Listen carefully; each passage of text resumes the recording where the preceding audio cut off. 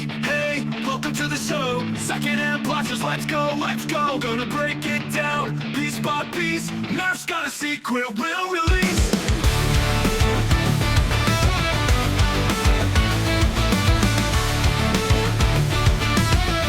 What is up, Nerf Nation? It is your boy Normatico, and I am back with not one, but two blaster reviews. Yes, we are doing a 2 for Tuesday today. In fact, I'm actually going to go back to the beginning of 2024, so really not too far back, and we're going to look at the N-Series. Now, the N-Series, you've seen me do a couple of blasters so far, but these are the actual flagship models of the line. I am talking about the Nerf Infinite and the Nerf Sprinter. Now, the Nerf Infinite, let's go ahead and start off with this one because it technically launched first. It is a 40-round capable, I guess, chain belt-fed magazine, which is quite the monstrosity. In fact, let's take a look at this.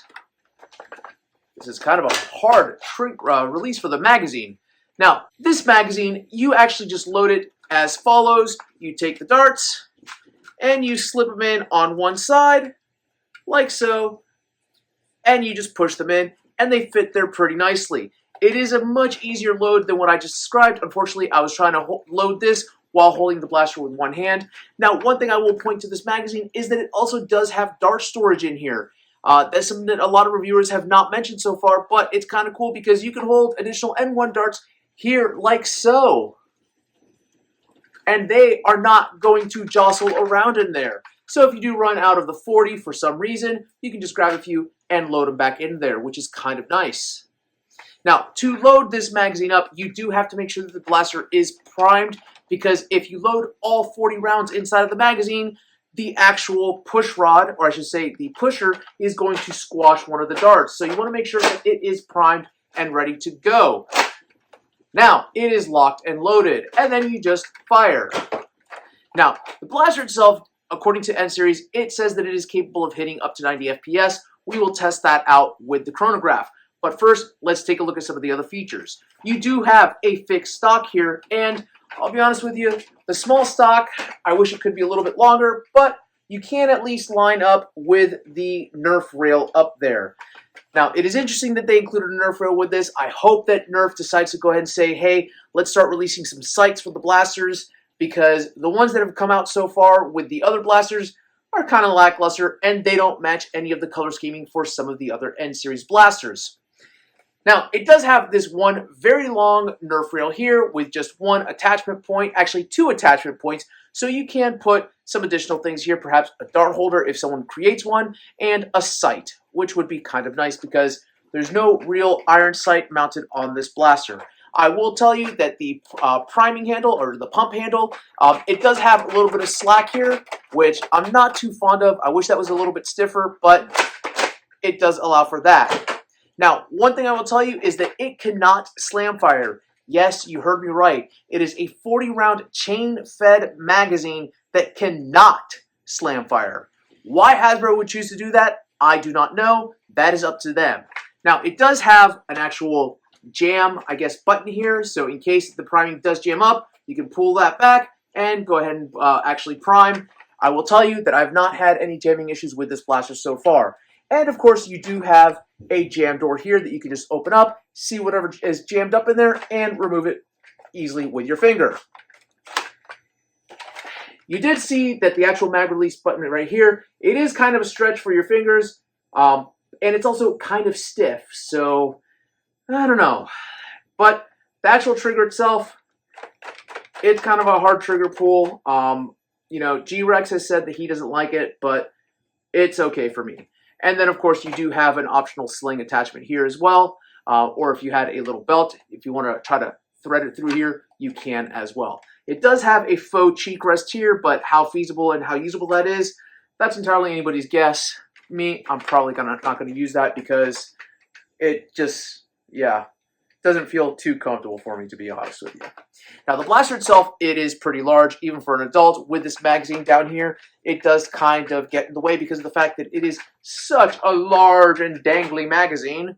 I can guarantee you that for a smaller child, not going to be the best thing. In fact, I will tell you right now, G-Rex, not a fan of this blaster.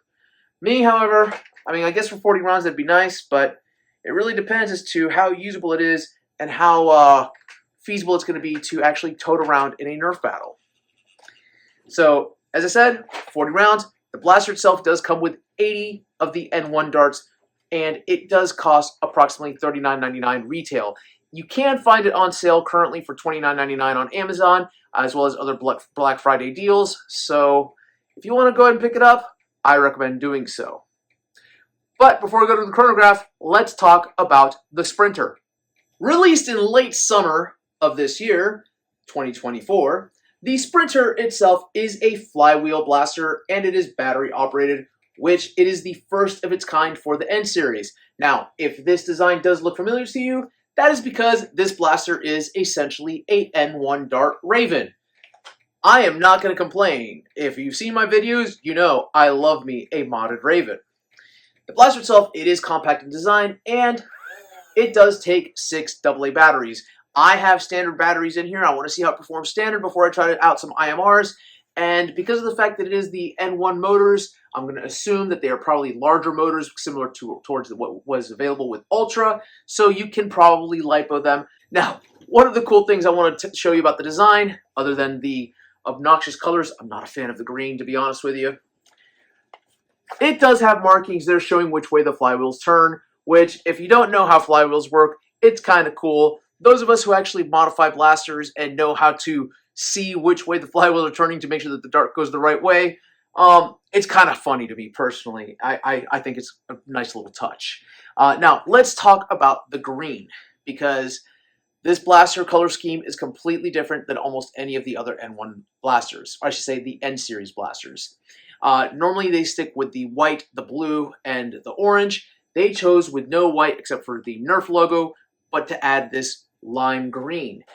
I can only assume that this is an homage to the original Nerf Raven, part of the Light 'em Up series, which was a similar green color. So I guess I'll give it a pass. If I was really hard up about it, I'd probably paint it, maybe do it to a different color. But I hope that eventually they'll release a white variant, or even better, give us what everyone wants. Make a Raven Stinger variant of the entire blaster, because that would be awesome. A return to the traditional N-Strike colors? Yeah, count me in. I'd buy it 3 times. Now, the blaster itself, it does come with a 16 round magazine, which it does have the curse that, unfortunately, because of the fact that it is built like the Ultra Speed, it has these little clips on the side that allow for faster unloading. The problem with that is that when it's inside the blaster, it actually pushes against those clips and those darts pop out. So if you do not have an empty magazine, when you pull it out, you're going to have a couple of darts that pop out. One thing I want to point out really quick, this blaster can also use the magazine from the Pinpoint. It fits in there just fine and is not as large. Of course, you don't have the 16 rounds, you only have 10, and like I said, you just saw a dart pop out. So, a little bit more aerodynamic with the 10 round magazine, but again, 16 rounds is 16 rounds. The blaster itself, out of the box, it does only come with 16 rounds. Yeah. Given the availability of the darts at the retail stores, I can't be too upset because they're not too expensive. However, they started to buck the trend that they had established with all the other blasters where you got more than enough darts for the blaster. Here you got just enough to load up the magazine, so yeah. Don't be greedy, Hasbro. Don't be greedy. Now, performance-wise, we're going to see how this thing performs. Again, N-Series does say anywhere between 85 to 90. I am curious to see how an N-Series flywheel performs. So we'll check this out through the chronograph test and, of course, get a distance test afterwards. Accuracy, the N1 darts, I'll be honest with you, they have not been the most accurate darts, but we'll see how that goes. Maybe the flywheels are different. But up next, the chronograph test. Well, let's start with the Infinite. The chronograph test for the Infinite, and then the Sprinter.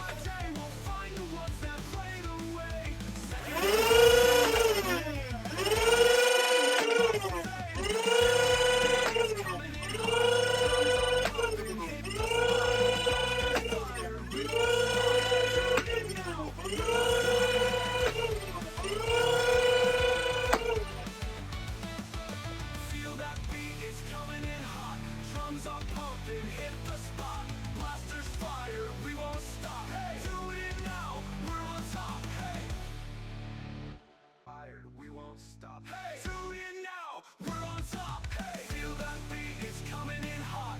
Drums are pumping, hit the spot. Blasters fire, we won't stop. Hey, tune in now, we're on top. Hey,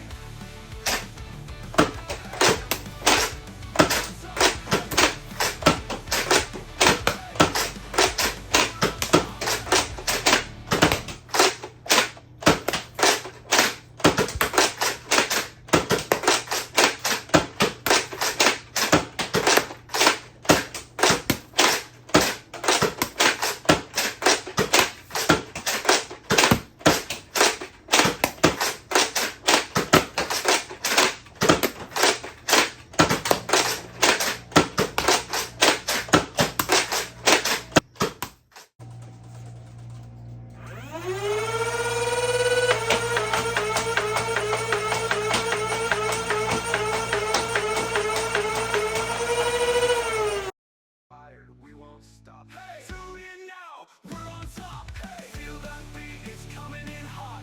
Drums are pumping, hit the spot. Blasters fire, we won't stop. Hey, tune in now, we're on top. Hey,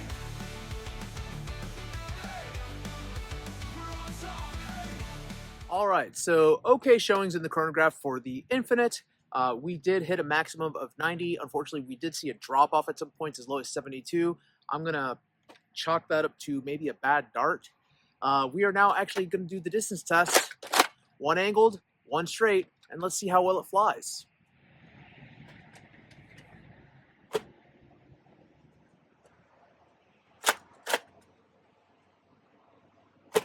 Let me do a quick dart recovery. We'll be back with those numbers.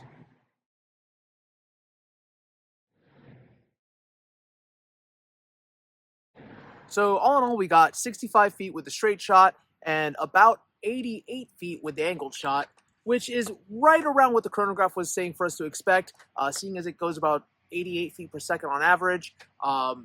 It's okay. That's all right. You know.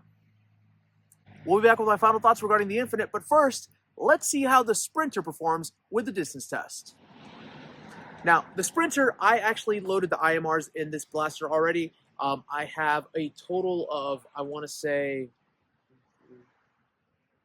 11.1 volts going through here, so roughly the equivalent of voltage through a actual 3S LiPo. So yeah, let's test this out and see how it performs.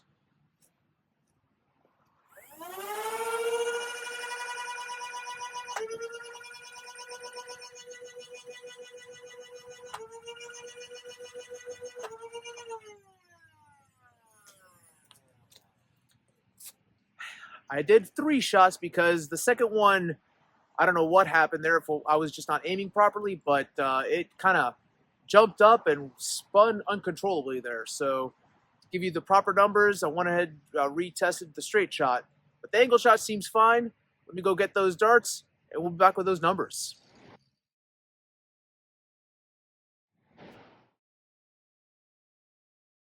So with the straight shot hitting right around 70 feet, the Sprinter performs just about the same straight shot wise as the Infinite did, but the angled shot, I actually shot on the way back from actually the original recovery. It got 102 feet. On the way back, I shot from exactly where I recovered the dart at, and it went 10 feet beyond that, so it actually got around 112 feet. But what's on camera is 102 feet, so we'll call it at that. Yeah, not bad with the Sprinter. I'll be back with my final thoughts regarding both of these blasters next. We won't stop. Hey, tune in now, we're on top. Hey, feel that beat, it's coming in hot. Drums are pumping, hit the spot. Blasters fire, we won't stop. Hey, tune in now, we're on top. Hey. Okay, so my final thoughts regarding the Nerf Infinite and the Nerf Sprinter. So let's start with the Infinite. Now, I wanted to really love this blaster. I really did. In the end, though, I'm kind of about this one. Let me explain why. You know, I'm all about a good gimmick, and if it's fun, it's going to be great. If it's not so fun, then I'm going to say, no, let's just throw it in the garbage. This one is one of those gray areas. Let me explain why. First of all, I like the concept of a chain magazine like this. It's kind of cool. Who doesn't like a good belt-fed blaster? Honestly, it can hold a lot of ammunition, and that's really fantastic. Part of the problem that I have with this, though, is the rigidity of it being a magazine and a chain hybrid. Because of the fact that it is so stiff, it doesn't really bend anywhere. It means that this blaster, it is very ungainly to run around with, and also loading it on the fly is kind of a pain in the neck. So if you're moving around, having to load this magazine, or I should say, change out the magazine and reload it, it's kind of awkward. So you need plenty of space to be able to reload it. So preferably to hide under some cover. The other thing that you have is that this blaster itself, it is pretty big for what it is. And again, this magazine just sticks out so much. So I wanted to like it, but I can't. And the price tag of $39.99, it is very high for what this blaster is. Proprietary magazines has been the bane of my existence as a Nerf reviewer. Mainly because of the fact that I like to be able to use a magazine, swap it out, and that's it. If a magazine gets lost, fine. Whatever. You can use any other magazine. You lose this thing, which it's pretty big, so good luck on that to begin with. But if you do lose it, or if you were to go to a thrift store and you were to just see this blaster, but not the magazine, congratulations. It's useless. It is completely useless without the magazine, which therein lies the rub. Not a fan about that. Now, performance-wise, it did perform okay according to N-Series. I had some issues with darts. I think that the darts just might have been bad out of the box, but I'll be honest with you, whatever. We got down into elite ranges, but we also got up to 90 at one point, so it's okay there. Again, I know a lot of people say, oh, well, it's fun. It really isn't. The slack on the Prime, honestly, this is Nexus Pro level, and that's not in a good way. That's one of the things I did not like about the Nexus Pro is how much slack there was in the Prime mechanism before you actually got to it. I'm sure that there's a way to probably fix that by opening this up, but again, the fact that it's shipped like this, that's kind of an embarrassing stain on Hasbro, in my opinion. They should have just made it so that it was just ready to go and prime instantly. The other thing, a chain blaster. What do I think about a belt chain? I think of the Vulcan as the main one, but I think of any other Vulcan type blaster. Why does this thing not slam fire? I do not know. I wish I had an answer, but Hasbro, why did you design it like this? Whoever decided not to put slam fire on this, big mistake, because that would have just made this blaster so much more fun, in my opinion. You have 40 rounds of ammunition that you can go through, and you can just slam fire through them, and that is fantastic. This is supposed to be your flagship. This is supposed to be the best blaster of the entire series, and in my opinion, it's kind of a dud compared to other blasters. Compared to the Pinpoint, yeah, no, I'll stick with the Pinpoint. Even compared to the little Maverick spinoff, I would rather stick with that one. Again, this blaster, there's no point for this, at least for me. For a younger child, that might be a different story, but even G-Rex says it. He isn't a big fan of it. It's too big, it's too clunky, and yeah, no, it's not a fun blaster at all. Not to mention the balance on it. There's so much weight on this front half. This other side just wants to tilt forward, and it's not a good time for anybody. So again, unless it's on sale, I would recommend leaving this one on the shelf because you're going to run into the same situation that I've had where I've actually had this blaster for now a couple of months, and I filmed another review just about this blaster. But you know what? They said that if you can't say anything nice at all, don't. They say if you can't say anything nice, don't say anything at all. And I had nothing really nice to say about it. But after playing with it some more, again, I tried to give it a second shot, and I still don't have a glowing review for it. Which is why I did this review with the Sprinter, because if this is the worst blaster of the N-Series line, which it's pretty up there when it comes to the worst ones, the best one is the Sprinter. Now, I may be a little bit biased because I like a good flywheel and I love the Raven. So that being said, this just, it tickles the cockles of my heart. It's a good blaster. It's fun. The performance is spot on. 15 darts out of 16 hit the target with rapid fire. So I am okay with this. And the fact that with a simple boost using IMRs, you are hitting over 100 feet per second with N-Series. What else is not to like about this? This puts it up there with a rival blaster, and that's okay. Now, the accuracy could be better because of the N1 darts, and you could probably convert this to shoot out actually half-length darts by buying a separate cage, but I'll be honest with you, I might like this and just use this as an N1 dart blaster in a sub 100 level because of the fact that no one's going to see it coming. So what I would like to see out of Hasbro for this is sell the magazine separately. The fact that you can swap out with the Pinpoint magazine and this one, that's cool, but sell us additional magazines. Or, better yet, have one of your crafty engineers create a drum magazine for the N1 darts. That would be mind-blowing. But, you know, who am I to give $1 million idea to Hasbro? Because, you know, it's not like the community doesn't have good ideas every now and then. You know? Now, who is this blaster for? It says 8 and up on the box. Yeah, no, 8 and up is good. 8 and up is fantastic. Younger is still going to be able to use it. The trigger is not that hard. And the actual operation of this blaster, it's pretty simple. It's a simple flywheel. So I think that you'd be safe with, you know, if a 7-year-old said, ooh, I want that one. Yeah, you can go ahead and do that. Who's going to use this in a competition? A lot of people have not adopted N1 darts, at least not for competitive club play. Me, I'm willing to change that. I'm willing to try this out in a 100 and below round or a starter round, only because of the fact that, again, I think that the N dart has potential, especially if you can actually convert it into a half dart, or should I say chop it and turn it into a Stefan-sized N1 dart. So we'll see. Hopefully Hasbro decides to say, hey, we're going to follow every other dart type that we've made and create an AccuStrike series of it. That would be phenomenal. But yeah, this actually is now on sale at Walmart for a Black Friday deal of $20. That is the lowest price it's been at since it actually went onto market. Retail price normally is $29.99. So I'll be honest with you, even at $29.99, that is quite the deal for this blaster. I do enjoy it. I want to thank you all for watching Secondhand Blasters. If you have any blasters out there that you want to review, or if you have any opinion regarding these blasters, go ahead and actually share your opinion in my comment section. And if you have any other ideas regarding which one's going to be the blaster of the year, again, leave a comment, send me an email, and we'll see what we can do. Until next time, keep on blasting.